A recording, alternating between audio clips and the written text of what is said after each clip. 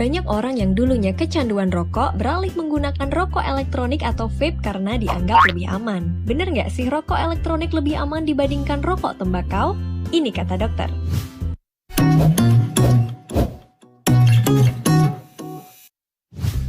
Di video sebelumnya kita udah kenalan sama bahan berbahaya yang ada di rokok. Masih ingat gimana bahayanya tar dan efek kecanduan nikotin? Lalu bagaimana dengan rokok elektronik? Apakah rokok elektronik lebih aman?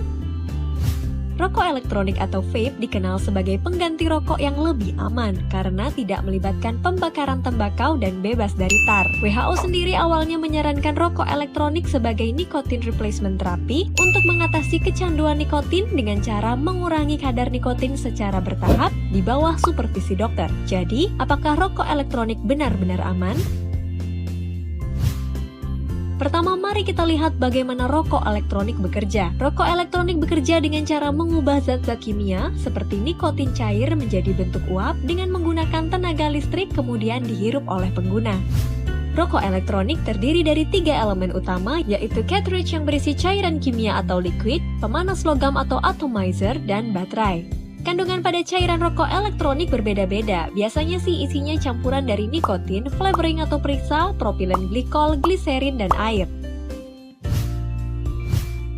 Walaupun pada rokok elektronik bentuk nikotinnya cair dan pada rokok biasa nikotinnya didapatkan dari hasil pembakaran tembakau, ternyata bahaya nikotinnya sama. Tetapi pada rokok elektronik kadarnya bervariasi dari rendah hingga tinggi. Sayangnya seringkali kadar nikotin yang tertera di label tidak sesuai dengan kadar aslinya.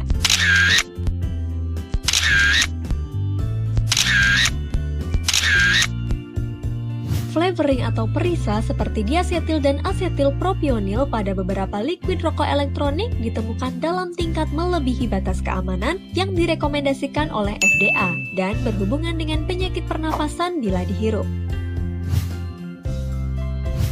Glikol seperti propilen glikol dan gliserin adalah komponen utama dalam rokok elektronik yang fungsinya sebagai basis cairan untuk mengikat nikotin dan penambah rasa pada liquid rokok elektronik. Zat ini biasa digunakan pada produk kosmetik maupun sebagai bahan tambahan pada produk makanan. Tetapi zat ini kalau dipanaskan dan dihirup menyebabkan iritasi mata, tenggorokan kering, iritasi saluran pernafasan, sesak nafas, dan alergi. Penggunaannya pada dosis tinggi bisa bikin gangguan irama jantung hingga kejang. Uap dari rokok elektronik juga ditemukan mengandung bahan kimia berbahaya sama seperti pada rokok tembakau seperti formaldehida, bahkan konsentrasinya 3 kali lebih tinggi dibandingkan rokok biasa. Logam seperti nikel ternyata 100 kali lebih tinggi pada rokok elektronik daripada rokok biasa, dan uapnya juga mengandung TSNA, benzena, dan PAH yang bersifat karsinogenik atau menyebabkan kanker. Pada salah satu penelitian, paparan uap rokok elektronik juga terbukti menyebabkan kerusakan DNA organ jantung, paru-paru, dan kandung kemih pada tikus. Kemungkinan juga dapat berkontribusi pada kanker paru-paru, kanker kandung kemih, dan juga penyakit jantung pada manusia. Uap dari rokok elektronik juga mengandung radikal bebas yang memicu penempelan kuman pneumokokus ke sel saluran nafas. Nah, selain risiko dari kandungan liquidnya, ada risiko lain pada rokok elektronik yaitu pada baterai mesinnya yang bisa meledak.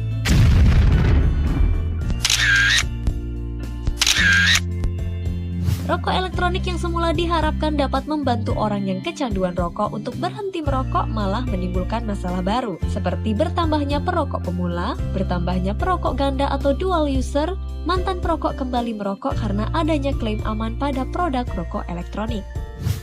Pada dasarnya, rokok elektronik ternyata juga mengandung bahan berbahaya, namun belum banyak penelitian jangka panjang yang dilakukan dan hal ini membuat rokok elektronik terlihat seolah lebih aman. Ya, kembali lagi dalam Coffee Break bersama Kapolda Metro Jaya yang masih membahas mengenai vape yang ternyata menjadi pintu masuk baru bahaya narkoba. Betul sekali. Kalau tadi di segmen awal Pak Gatot sempat mengatakan bahwa harus ada kerjasama dengan beberapa stakeholder, salah satunya yaitu Bea Cukai. Ya. Nah, saat ini kita sudah kehadiran Bapak DKI Arifin-Syah selaku Kepala Kanwil Direktur Jenderal Bea dan Cukai dari DKI Jakarta. Pak Deki, ini tadi Pak Gatot sempat mengatakan bahwa harus ada kerjasama dari beberapa stakeholder, salah satunya dengan Bea Cukai akan mengantisipasi bahaya vape narkoba ini. Nah, kalau Pak Deki sendiri melihat hal ini seperti apa, Pak?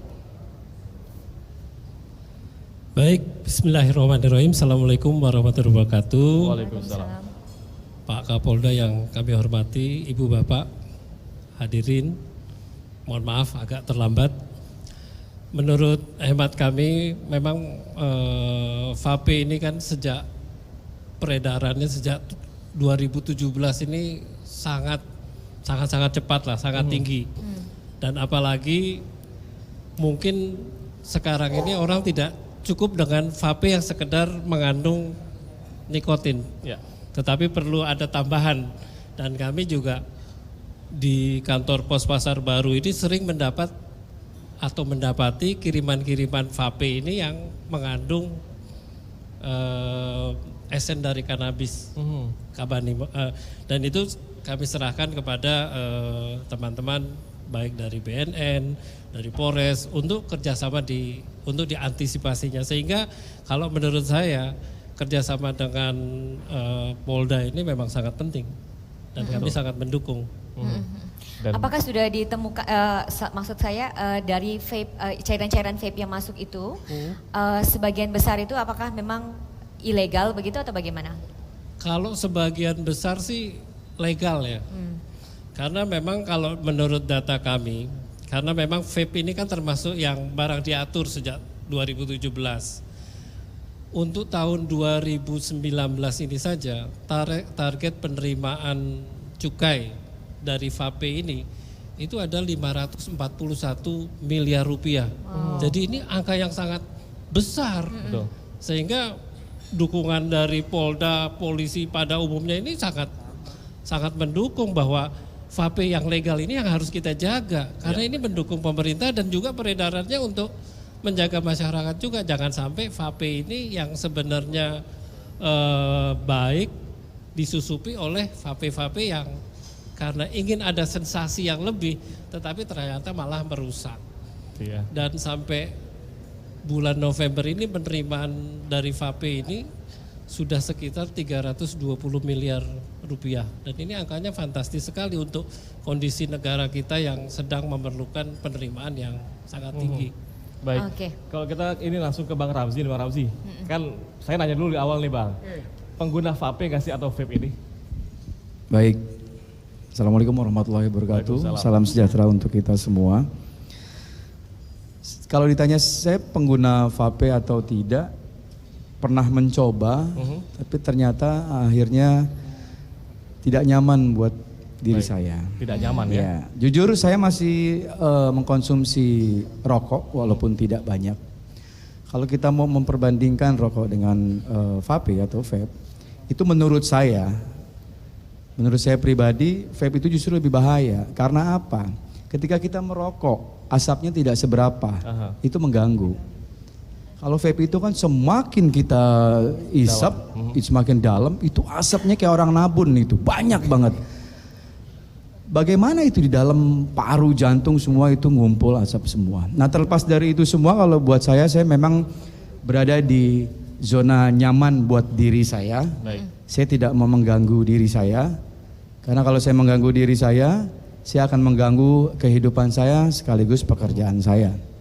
Jadi saya harus melindungi apa yang ada di dalam diri saya. Nah berbicara vape itu memang sekarang sudah sangat luar biasa perkembangannya.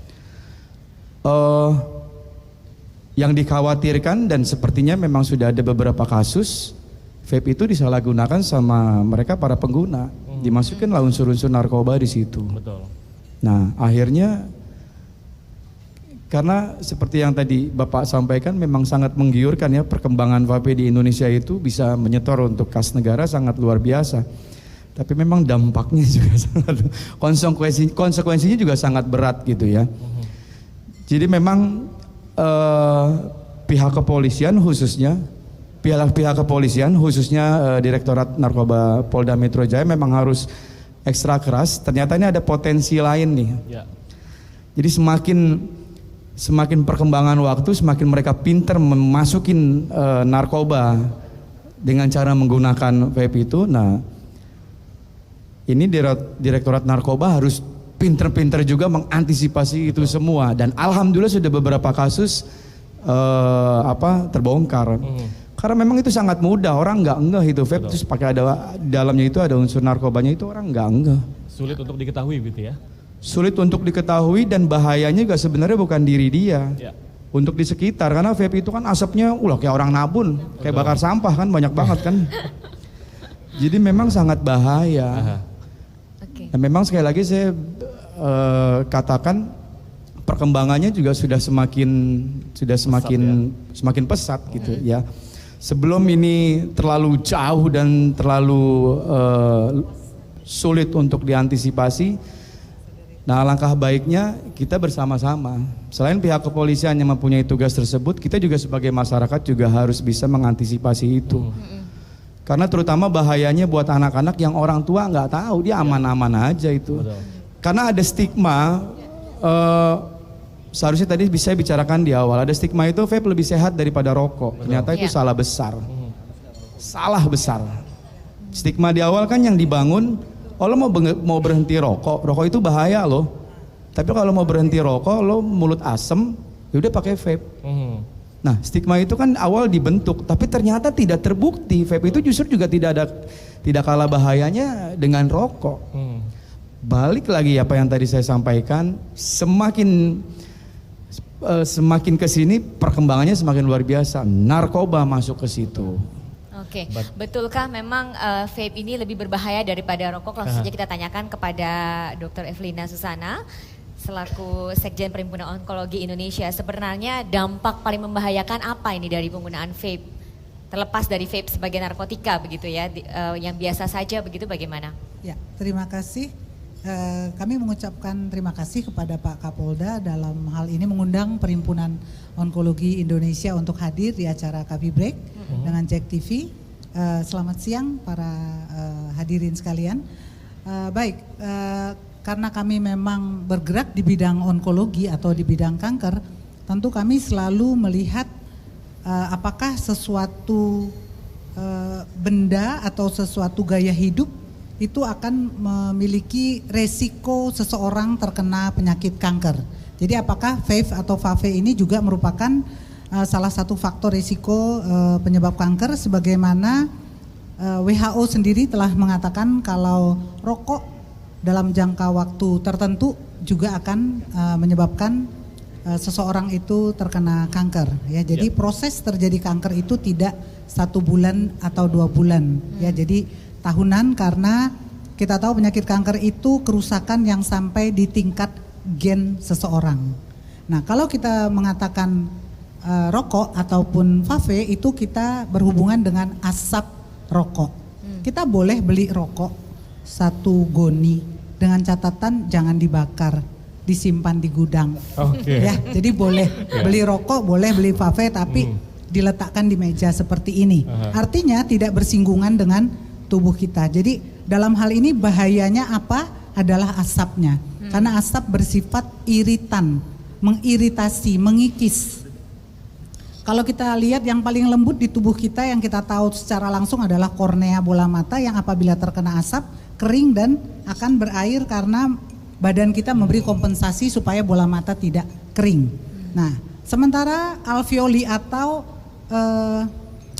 paru-paru kita tuh jauh lebih halus dari kornea mata kita, dan bisa kita bayangkan 1 batang rokok mengasapi paru-paru itu bagaimana dia akan menjadi kering. Sementara yang kita ketahui asap dari vape, saya setuju tadi dengan Mas Ramzi bahwa asap dari vape ini lebih padat, lebih halus, dan dia lebih bisa masuk jauh ke dalam rongga paru-paru. Jadi dia seperti masuk ke dalam intrap yang akhirnya menyebabkan rongga-rongga paru itu seperti popcorn. Jadi ada jebakan di dalamnya. Jadi sebelum terjadi kanker, dia sudah justru gagal nafas dulu. Itu yang terjadi di negara maju kemarin.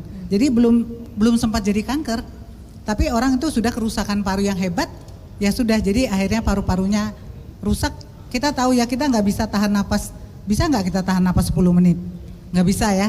Jadi kegagalan nafas itulah yang menyebabkan banyak kematian akibat vape. Jadi kita belum nyampe ke ujung kankernya, sudah terjadi gagal nafas akibat kerusakan dari asap yang begitu tebal, halus dan dalam, yang menyebabkan kerusakan dari alveoli paru tadi. Oke, Jadi baik. itu yang. Nah, bagaimana tanggapan mereka yang menggunakan atau mereka yang tergabung dalam asosiasi pengguna vape ini? Nah, kita akan bahas lebih lanjut lagi nanti ya. Dan kami akan kembali usaha jeda berikut ini, tetaplah bersama kami.